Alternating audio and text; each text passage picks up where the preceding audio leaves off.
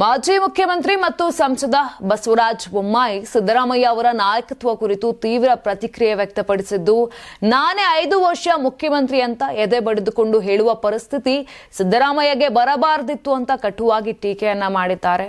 ಮೈಸೂರಿನಲ್ಲಿ ಮಾಧ್ಯಮಗಳಿಗೆ ಮಾತನಾಡಿದಂತ ಬೊಮ್ಮಾಯಿ, ಸಿದ್ದರಾಮಯ್ಯ ಈಗ 2 ಮುಖಗಳ ನಡುವೆ ಸಿಲುಕಿದ್ದಾರೆ ಅಂತ ಹೇಳಿ, ಒಂದು ಕಡೆಯಿಂದ ರೆಬೆಲಿಯನ್ ಸಿದ್ದರಾಮಯ್ಯ ಯಾವುದೇ ಕಾರಣಕ್ಕೂ ಅಧಿಕಾರ ಬಿಟ್ಟು ಕೊಡುವವರಲ್ಲ, ಮತ್ತೊಂದು ಕಡೆ ಕಾಂಪ್ರಮೈಸ್ ಸಿದ್ದರಾಮಯ್ಯ ಒತ್ತಡಕ್ಕೆ ಮಣಿಯುವ ಸಾಧ್ಯತೆ.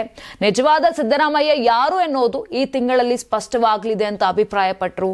ಸಿದ್ದರಾಮಯ್ಯ ರಾಜಕೀಯದ ಮೂಲ ಸ್ವಭಾವ ಗಟ್ಟಿತನ ಮತ್ತು ಗಡಸುತನ, ಆದ್ರೆ ಈಗ ಅಧಿಕಾರದ ಆಸೆಗಾಗಿ ಆ ಧಾಟಿ ಬದಲಾಗಿದೆ ಎಂಬ ಅನುಮಾನ ಮೂಡಿದೆ ಅಂತ ಹೇಳಿದ್ರು. ಬಿಜೆಪಿ ಸರ್ಕಾರದ ಮೇಲೆ ಕಾಂಗ್ರೆಸ್ ಮಾಡಿದ್ದ ಕಮಿಷನ್ ಆರೋಪಗಳ ಬಗ್ಗೆ ಪ್ರತಿಕ್ರಿಯಿಸಿದಂತ ಬೊಮ್ಮಾಯಿ, ಅವು ಸುಳ್ಳು ಎಂಬುದು ತನಿಖೆಯಲ್ಲಿ ಸಾಬೀತಾಗಿದೆ. ಆದ್ರೆ ಈಗ ಅವರ ಸರ್ಕಾರದ ಎಲ್ಲ ಇಲಾಖೆಗಳಲ್ಲಿ ಕಮಿಷನ್ ಸಂಸ್ಕೃತಿ ನಡೀತಾ ಇದೆ ಅನ್ನೋದು ಜನತೆ ನೋಡ್ತಿದ್ದಾರೆ ಅಂತ ಕಿಡಿಕಾರಿದ್ರು. ಇನ್ನು ಕಾಂಗ್ರೆಸ್ ಒಳ ಜಗಳದ ವಿಚಾರಕ್ಕೆ ಸ್ಪಂದಿಸಿದಂತ ಬೊಮ್ಮಾಯಿ, ಸಿದ್ದರಾಮಯ್ಯ ಅಧಿಕಾರಕ್ಕೆ ಬಂದ ದಿನವೇ ಕಾಂಗ್ರೆಸ್ ಮನೆಯಲ್ಲಿ ಬಿರುಕು ಆರಂಭವಾಗಿತ್ತು. ಈಗ ಅದು ಮತ್ತಷ್ಟು ಅಗಲುತ್ತಿದೆ. ಸಮಯ ಬಂದಾಗ ರಾಜಕೀಯವಾಗಿ ಲಾಭ ಪಡೆಯುವ ನಿರ್ಧಾರ ಮಾಡುತ್ತೇವೆ ಅಂತ ಸ್ಪಷ್ಟ ಸಂದೇಶ ನೀಡಿದರು. ನಂತರ ಧರ್ಮ, ಸಮಾಜ ಮತ್ತು ರಾಷ್ಟ್ರ ಜೀವನದ ಕುರಿತು ಮಾತನಾಡಿದ ಬೊಮ್ಮಾಯಿ, ಇಂದು ಸಮಾಜದಲ್ಲಿ ಗೊಂದಲ ಹೆಚ್ಚಾಗಿದೆ.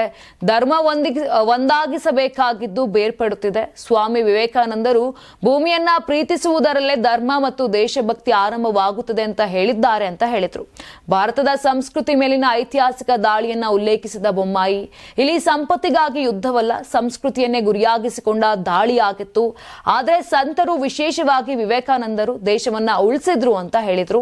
ವಿದ್ಯಾರ್ಥಿಗಳಿಗೆ ಮಠ ನೀಡುತ್ತಿರುವ ಮೌಲ್ಯಗಳ ಬಗ್ಗೆ ಪ್ರಶಂಸಿಸಿದಂತ ಬೊಮ್ಮಾಯಿ, ಇದು ದೇಶ ಕಟ್ಟುವ ಭದ್ರ ಬುನಾದಿ. ಪ್ರಧಾನಿ ನರೇಂದ್ರ ಮೋದಿ 2047ಕ್ಕೆ ವಿಕಸಿತ ಭಾರತದ ಕನಸು ಕಂಡಿದ್ದಾರೆ. ಆ ಕನಸು ನನಸಾಗಲು ಈ ಮಠ ರೂಪಿಸುತ್ತಿರುವ ಪೀಳಿಗೆ ಪ್ರಮುಖ ಆಗಿದೆ ಅಂತ ಬೊಮ್ಮಾಯಿ ಹೇಳಿದ್ದಾರೆ. ನೀವು ಸಣ್ಣ ಆಗ್ಬೇಕಲ್ವಾ? ಅದು ಒಂದು ಉತ್ತಮ ಆಹಾರದಿಂದ ಸಣ್ಣ ಆಗ್ಬೇಕಲ್ವಾ? ಪ್ರತಿದಿನ ನಮ್ಮ ಜೀನಿ ಸ್ಲಿಮ್ ನ ಯೂಸ್ ಮಾಡಿ ಯಾವುದೇ ಸೈಡ್ ಎಫೆಕ್ಟ್ ಇಲ್ದಂಗೆ ನೀವು ಸಣ್ಣ ಆಗ್ತೀರಾ. ನಿಮಗೆ ಮಾಧ್ಯಮದಲ್ಲಿ ಕೆಲಸ ಮಾಡುವ ಆಸಕ್ತಿ ಇದೆಯಾ? ಹಾಗಾದ್ರೆ ಕರ್ನಾಟಕ ಟಿವಿ ಡಿಜಿಟಲ್ ಮೀಡಿಯಾದಲ್ಲಿದೆ ನಿಮಗೆ ಒಳ್ಳೆಯ ಅವಕಾಶ. ಆಯ್ಕೆಯಾದವರಿಗೆ ಉಚಿತ ತರಬೇತಿ ಕೊಡ್ತೀವಿ. ತರಬೇತಿ ನಂತರ ಕೆಲಸ ಮಾಡುವ ಅವಕಾಶನೂ ಕೊಡ್ತೀವಿ. ಈ ಕೂಡಲೇ ನಿಮ್ಮ ಮಾಹಿತಿಯನ್ನ ಮೇಲ್ ಮಾಡಿ.